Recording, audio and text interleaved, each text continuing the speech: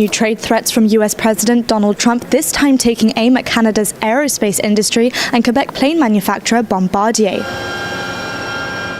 Donald Trump has launched a new attack on Canada's aviation industry, threatening to decertify every Canadian aircraft flying in the United States and preparing a 50% tariff on Canadian-built jets. But the moment the threat hit the airwaves, something became obvious. The U.S. aviation system is far more dependent on Canadian aircraft than Trump realized. Instead of cornering Ottawa, the pressure is folding back onto Washington. At the end of January 2026, Trump escalated his second-term trade offensive by claiming that Canada had refused to certify several Gulfstream models, and therefore the U.S. would retaliate by stripping Bombardier aircraft of their American type certificates. He also signaled that a 50% tariff on Canadian planes was coming next. The allegation itself is flawed. Canadian regulators have certified multiple Gulfstream types for years, while Bombardier's Global Series and CRJ family already hold valid FAA approvals. Nothing in American aviation law gives a president the power to revoke those certifications on political grounds. Yet the threat was enough to rattle markets. Bombardier's shares dipped momentarily before analysts pointed out a deeper truth. More than 5,000 Canadian-made aircraft operate inside the United States, performing roles that no domestic producer can instantly replace. If Trump pushes further, the disruption will start on American runways long before it ever reaches Canadian soil. Well, I really don't know where the president's coming from. Honestly, I don't know where the president's getting his information from. The Canadian aircraft have been certified in the U.S. By the FAA. They hold a current type certificate and they are certified. The only way that the type certificate can be revoked is if there is a safety issue with the aircraft. There's an ongoing accident investigation. So I don't know where his information is coming from. He cannot just arbitrarily just pull a type certificate off an aircraft. Certification is not a political exercise. It is an engineering and safety-driven process. Once an aircraft earns a type certificate, revoking it requires clear evidence of a safety risk or regulatory failure. No such concerns exist for Canadian aircraft. The Global 7500 and 8000 continue to outperform competitors in safety and performance, and the CRJ family remains a reliable workhorse for regional carriers. Trump's declaration, therefore, exists outside the technical world entirely. It has no basis in engineering, no backing from safety data, and no connection to how aviation regulators operate. The legal structure is equally restrictive. The FAA operates independently and cannot be commanded to decertify an aircraft without documented evidence. Any unilateral interference would trigger lawsuits from airlines, pilots, manufacturers, and state governments. It would also invite scrutiny from global aviation bodies that require regulatory independence as a condition for international recognition. Even within the United States, the aviation sector has been pushing for more transparency after a series of high-profile safety incidents last year.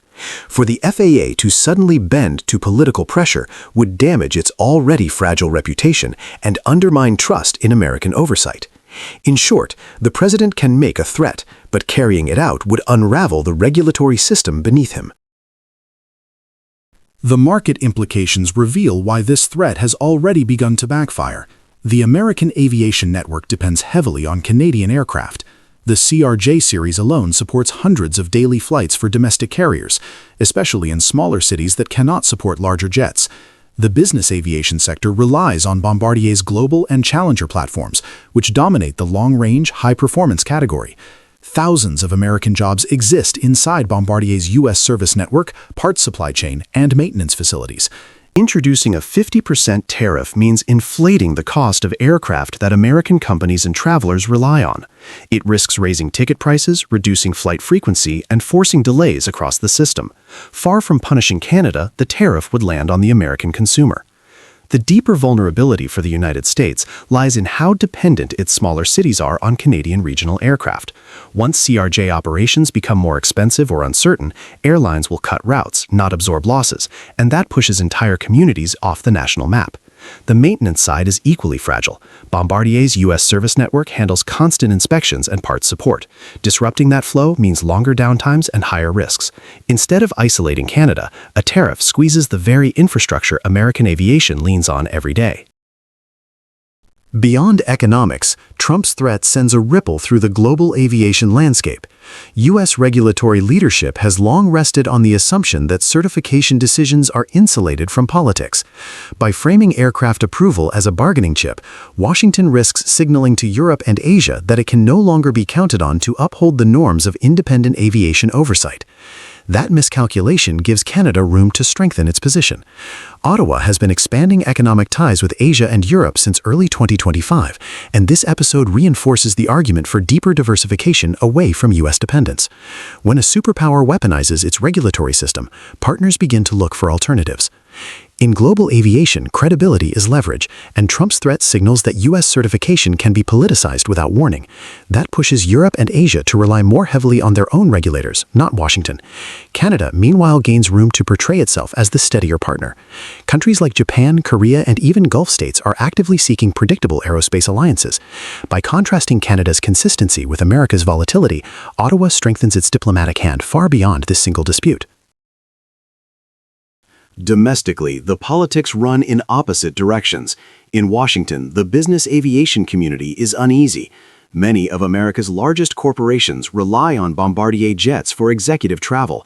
Regional airports, particularly in conservative states, depend on CRJ aircraft to stay connected to national hubs. If costs rise, these communities will feel the impact long before policymakers in Washington do. Meanwhile, in Canada, Prime Minister Mark Carney gains leverage. His government can argue that Canada is acting responsibly, following international rules, while the U.S. is overstepping. The episode strengthens Carney's case for enhanced partnerships with the EU, Japan, Korea, and the Gulf states, relationships he has already been cultivating over the past year. Looking forward, three paths seem plausible. The first is that Trump quietly backs down under pressure from industry stakeholders who cannot afford regulatory chaos. The second is a formal trade dispute under USMCA, where Canada's position is considerably stronger because the threat lacks technical basis. The third path is strategic realignment. Canada accelerates its diversification, reinforcing overseas markets and strengthening its aerospace partnerships with allies who value predictable governance. All three outcomes leave Washington with more to lose than Ottawa. Trump attempted to use aircraft certification as a political weapon, but in doing so, he exposed the structural weaknesses of the American aviation economy. Canada already has regulatory approvals, and the United States already depends on thousands of Canadian aircraft. A tariff would punish American airlines, American travelers, and American manufacturers before it ever challenges Ottawa. Canada doesn't need dramatic countermeasures. The facts already tilt in its favor. And that raises the real question. If Washington is willing to politicize aviation, a sector built entirely on trust and precision, what comes next, and how should Canada prepare for a future where its largest trading partner treats critical industries as tools of negotiation?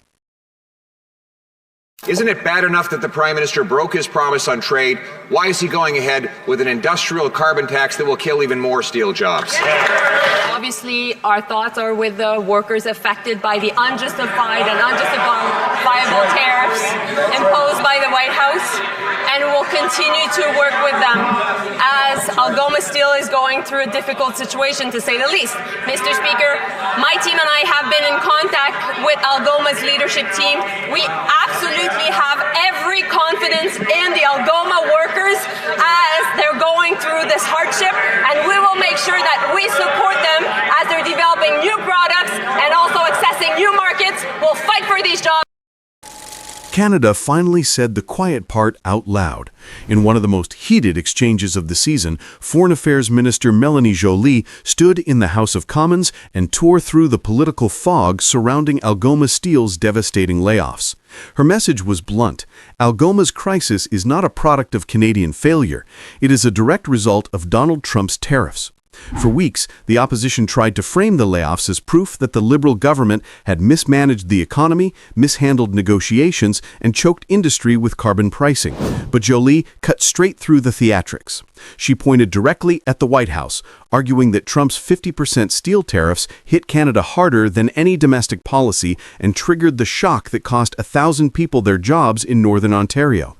And what followed was even more striking. Instead of scrambling defensively, Ottawa moved with a speed and coordination that caught Washington off guard.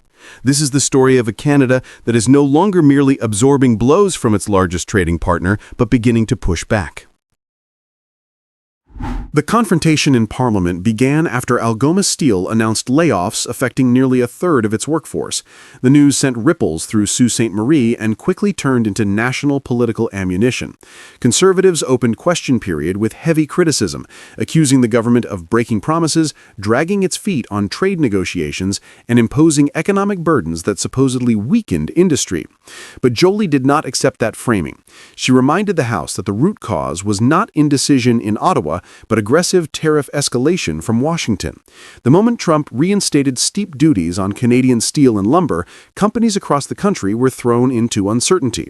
Algoma simply became the first visible casualty. She emphasized that the government immediately contacted Algoma's leadership, began coordinating on new product development, and started opening alternative markets to reduce dependence on the American interstate system. In other words, while Trump's tariffs were designed to destabilize, Canada was already building a path out. The debate rapidly expanded into a reflection of the larger Canada-US power struggle.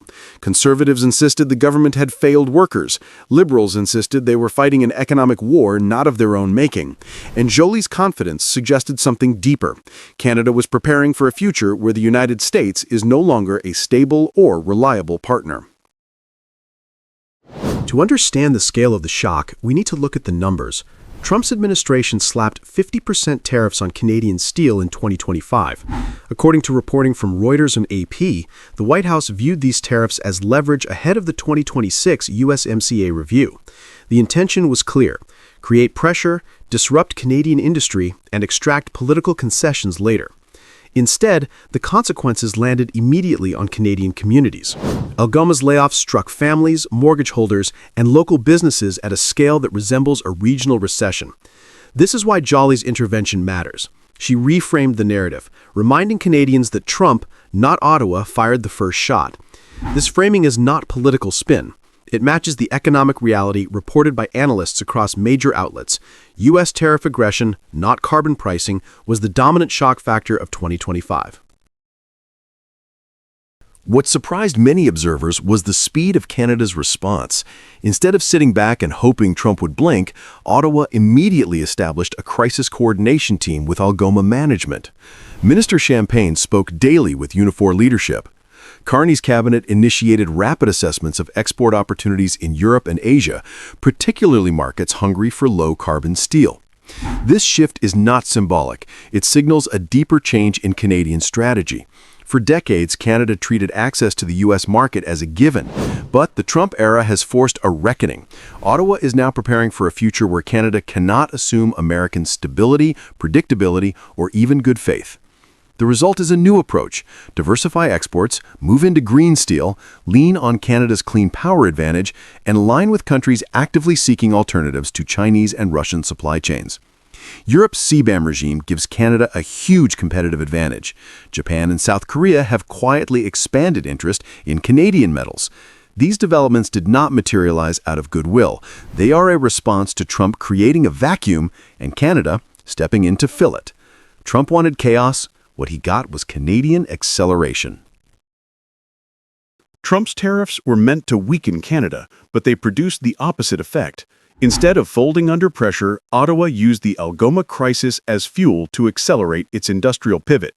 Canada is strengthening domestic supply chains, redirecting exports toward Europe and Asia, and moving faster on low-carbon steel projects powered by clean Canadian electricity. These steps were already in motion, but Trump's aggression removed any hesitation and turned them into urgent priorities. What's even more notable is the political shift. Despite their daily combat in Ottawa, both Conservatives and Liberals acknowledged in the House that Trump's tariffs were the core problem. When political rivals unite on a diagnosis, it signals a national consensus. Canada is no longer willing to let Washington's economic turbulence dictate its future. Jolie's tone in the House was not hesitant. It was assertive, even combative. She did not shy away from naming Trump as the source of the economic damage. She did not flinch at accusations from the opposition. She did not apologize on behalf of Canada. She confronted the crisis head-on and laid blame exactly where it belonged. Her clarity offered something that Canadians have been craving, a government willing to defend its industries with confidence, not caution. Her message was simple. Canada is not trapped. Canada is not powerless. Canada is not dependent. Instead, Canada is reshaping its industrial future, deliberately and unapologetically. It was the closest thing we have seen to a declaration of post-American economic independence in years. The Algoma layoffs were painful, but they also revealed something deeper. Canada has reached the point where it will no longer allow American tariff politics to dictate its economic destiny. Under Mark Carney, Canada is strengthening clean energy exports, expanding critical minerals development, and building industrial strategies designed for a world where U.S. reliability can no longer be assumed. This is not the Canada of 2 decades ago, dependent, hesitant, and hoping for stability from Washington. This is a Canada that is diversifying with intention, aligning with allies hungry for low-carbon materials, and preparing to stand firm during the upcoming USMCA review. Melanie Joly's performance in Parliament captured this shift perfectly. She didn't defend Canada with excuses. She defended it with clarity and confidence. She named the real cause of the crisis. She outlined a real response. And she signaled that Canada is ready for a long strategic contest with Trump's America. The layoffs at Algoma were the shock. Canada's response is the turning point. Trump may have started this fight, but Canada is deciding where it goes next. CEO Andy England was hit with an existential crisis. Well, it was not good, that's for sure. He runs the Minnesota-based Phillips Distilling Company, the maker of sourpuss. Vast majority, about 98%, is sold in Canada. And so, in many ways, we think of it as being a Canadian brand. And so all the more reason we should produce it in Canada. We've moved to Canada and are proud of it. It's a small but symbolically important victory. Canada just scored one of the most unexpected symbolic victories of the entire Canada-US trade war. And it came from a bright red bottle sitting in a nightclub bar. Sourpuss, the hard-to-forget sweet and sour drink that generations of Canadians have taken shots with, has officially abandoned the United States and moved its production across the border to Montreal. In a year dominated by Trump's tariffs, trade threats, and nationalist pressure campaigns, it turns out a simple party drink has delivered one of the clearest messages yet. When Washington pushes, Canada pushes back. And sometimes the U.S. even loses business to us. The story starts with a brand that most Canadians know by taste alone. Sourpuss was everywhere in the late 1990s and early 2000s. The kind of drink that lived behind the bar of every student pub and dive lounge. But what many Canadians didn't realize is that almost all of it was made in Minnesota by Phillips Distilling Company, a quiet American manufacturer that had grown deeply dependent on its northern market. CEO Andy England told CBC they sold around $23 million worth of sourpuss in Canada last year, and that an astonishing 98% of all sales worldwide come from Canadian customers. In the United States, the product barely exists. Then Trump's second-term trade war kicked into gear. As he slapped broad tariffs on Canadian goods, tariffs on steel, tariffs on aluminum, tariffs on autos, several Canadian provinces quietly retaliated. They didn't need to pass new laws or create big headlines. They simply stopped buying American-made liquor. Shelves that once stocked U.S. spirits went empty. Orders slowed to a crawl. Entire categories disappeared almost overnight. For Phillips Distilling, it was an existential threat. If Canada wasn't buying, the company wasn't selling. Their entire business model was about to collapse under the weight of a political fight they had nothing to do with. So after months of emergency planning, they made a decision that says more about the current North American trade climate than any speech or press release could. They shifted sourpuss production from Minnesota into a factory in Montreal under a new 5-year contract. England didn't sugarcoat the message. He admitted openly that provinces, quote, clearly want to buy liquor made in Canada, and that the company understood and accepted the reality.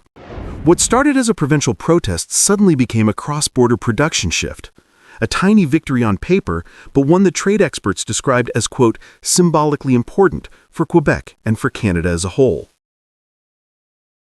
The remarkable thing about this story is not the brand, the products, or even the size of the deal. It's the way everyday Canadian consumers, along with provincial liquor boards, managed to flip the logic of Trump's trade war upside down. This wasn't a fight launched by Ottawa. It wasn't a retaliatory tariff crafted by lawyers. It was simply a collective decision that if the United States was willing to weaponize trade, then Canadians could weaponize purchasing power. And it worked. The broader political backdrop makes this moment even more meaningful. Trump, now deep into his second term, has spent the year escalating tariffs across the world. China, Mexico, Canada, Europe, nobody has been spared. He has tried to force companies and countries to reorient supply chains toward American factories. But the unintended consequence has become increasingly visible. Many American producers are discovering that being made in the USA no longer guarantees access to the Canadian market. As the tariffs stack up, Canadian buyers, from the largest retailers to everyday shoppers, are choosing domestic alternatives. And when that happens at scale, companies like Phillips Distilling face a simple calculation. They can stay in the United States and lose the Canadian consumer entirely, or move part of their operations north and keep their survival intact. This is not an isolated case. Reuters, Bloomberg, and AP have all reported this year that Canadian cross-border shopping is dropping sharply. Flights, weekend trips, gas purchases, grocery runs, all have softened dramatically. Canadians are making a quiet but powerful statement. In an era where the U.S. president treats trade like a blunt weapon, Canadians are treating their dollar like a shield. It is economic self-respect, and it is starting to change corporate behavior. The timing adds another layer. Canada is entering a new phase of economic independence under Prime Minister Mark Carney, who has spent the year pushing for a more diversified trade portfolio. His government is investing heavily in clean energy, critical minerals, and coast-to-coast infrastructure. It is building new links with South Korea, ASEAN, and India. It is recalibrating ties with China after the surprising APEC turning point meeting between Xi Jinping and Carney. And it is preparing for a combative USMCA review in 2026, where Canada is expected to take a firmer stance than ever before. Against that backdrop, an American company moving production to Montreal, even a small one, sends a signal that echoes far beyond the beverage aisle. It suggests that Trump's tariffs, far from strengthening U.S. leverage, are accelerating a North American realignment that benefits Canada in subtle but real ways. If even an inexpensive, low-margin liquor brand can't afford to stay American-made, what happens when the same pressure hits sectors like auto parts, food processing, or household goods? The truth is that Canada's influence in the trade war has never been military, and it has never been about threats. It has been about market gravity. Canada is a massive, stable, high-income economy with an 85% clean power grid, critical mineral resources, and a consumer base that still has trust in domestic institutions. Companies need access to that market, and if earning that access means moving to Canada, many of them will. Sourpuss is simply the early signal. For the United States, especially the Trump White House, the optics here are uncomfortable. A policy designed to force production into America has instead pushed production out. A tariff meant to defend American industry has ended up eroding part of it. And a trade war intended to discipline Canada has instead revealed just how much leverage Canada actually has, not because of Ottawa's politics, but because of the choices of Canadians themselves. In the grand scheme of global trade, one liquor brand moving factories won't alter the entire power balance. But symbolically, this moment matters. It shows that Canada isn't the quiet neighbor anymore. It shows that when pushed, Canadians can reshape markets simply by changing what they buy and what they refuse to buy. And it shows that Trump's trade war, far from putting Canada on the defensive, is increasingly pushing companies and supply chains toward Canadian soil. The question now is what happens next. If Sourpuss is the first brand to flee the U.S. for Canada, who will be the second? And what does it say about Trump's trade war when even American companies decide the safer future is north of the border? That's a story we'll be watching closely. Energy, the focus of Ottawa's second round of projects to be fast-tracked by the newly formed Major Projects Office. We used to build in this country, and we are building our nation. Prime Minister Mark Carney has made one thing unmistakably clear this week. Canada will no longer apologize for being an energy superpower. In a political climate dominated by Donald Trump's tariffs and Washington's pressure campaigns, Carney has unveiled a sweeping slate of fast-tracked, nation-building energy projects. And the message behind it carries an unmistakable edge. Canada is done waiting for permission. Canada is building again, and this time it's being built on Canadian terms. While the United States is still fighting over partisan identity politics and escalating tariff threats, Canada is quietly and confidently laying the foundations of what could become the country's biggest industrial expansion in decades. And the scale of it isn't symbolic, it's structural. The Prime Minister greenlit 3 critical mineral mines, a major liquefied gas facility, a hydroelectric plant in the Arctic, a hydroelectric transmission line, and a critical conservation corridor. And that's sort of where they are spread out throughout the country. In the second round of fast-tracked approvals under Ottawa's newly formed Major Projects Office, Carney's government has moved forward a package of projects that cut straight to the heart of Canada's economic future. The projects span the entire map of the country. They include 3 critical mineral mines, a major liquefied natural gas project on the West Coast, a hydroelectric plant in the Arctic, a new transmission line, and even a national-scale conservation corridor that reshapes environmental planning for the next generation. The LNG centerpiece, the Silems project, ties northeastern British Columbia's natural gas fields to a new West Coast export terminal, aimed squarely at the booming Asian market. Carney's team says it is designed for one purpose, positioning Canada where the demand is growing, not where political pressure dictates. The critical minerals component is even more ambitious. Ottawa is accelerating nickel, tungsten, and graphite mines that could feed into EV supply chains across the G7, at a moment when China still dominates global processing. 2 weeks ago, Carney's government unveiled a stockpiling and offtake strategy, a commitment to buy and store key minerals to create a guaranteed price floor. This gives miners the financing certainty they need to actually start building. And at the center of it all is the Major Projects Office, a new fast-track agency that consolidates years of fragmented permitting. Instead of waiting 5 to 10 years for approvals, the government says it wants timelines closer to 2. This isn't just a list of projects, it's a declaration. Carney's approach is emerging at a moment when Canada, perhaps more than at any point in recent history, is being pushed to define its own economic identity. Trump's second-term America First agenda has weaponized tariffs, disrupted supply chains, and reshaped North American trade into a competitive battlefield rather than a cooperative system. Trump has said openly that he prefers production inside America and considers Canada's success a threat, not an asset. That context matters. Unlike Trump's bluster, Carney's response isn't emotional, it's structural. He is doing something far more strategic, making Canada indispensable.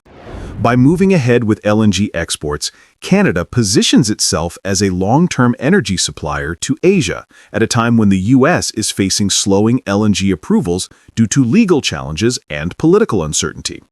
Recent U.S. court rulings, highlighted by AP and Bloomberg, have stalled major export terminals, tightening global competition. Carney is filling that gap. When it comes to critical minerals, the real rival isn't Washington, it's Beijing.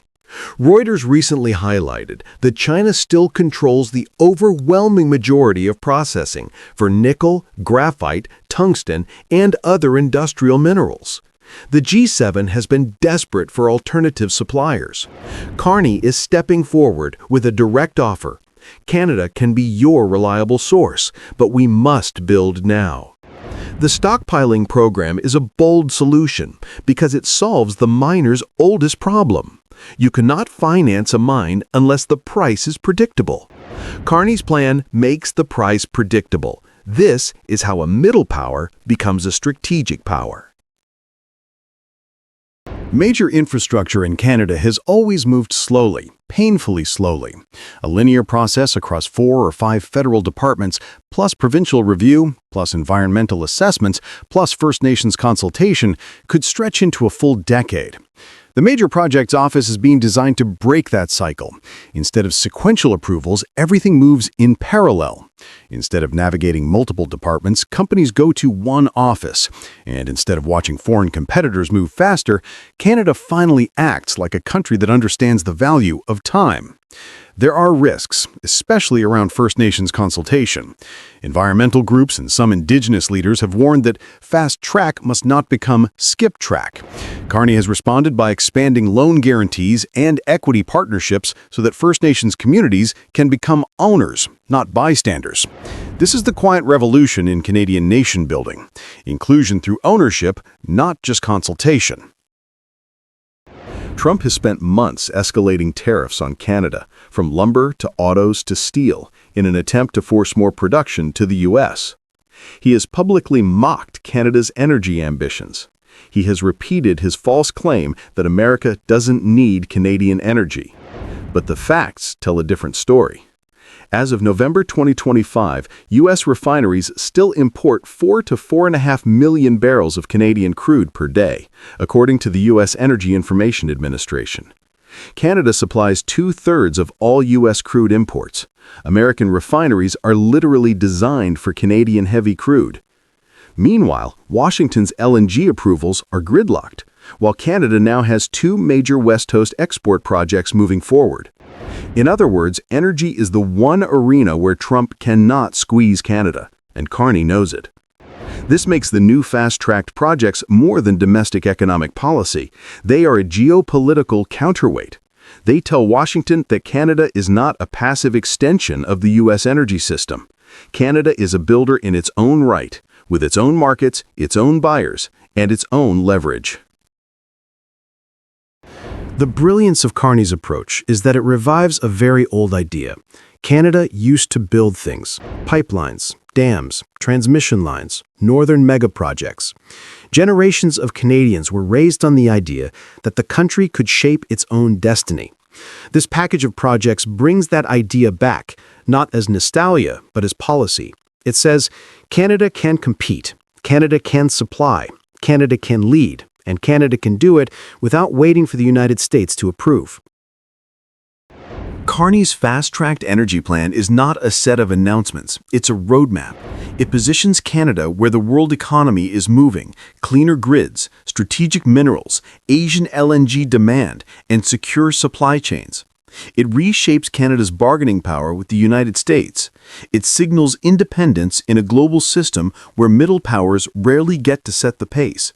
And it sends a reminder to Canadians that the world is not waiting, and neither should we. The question now is simple. If Canada really is becoming an energy superpower again, who will feel the impact first? Asia, China, or Donald Trump?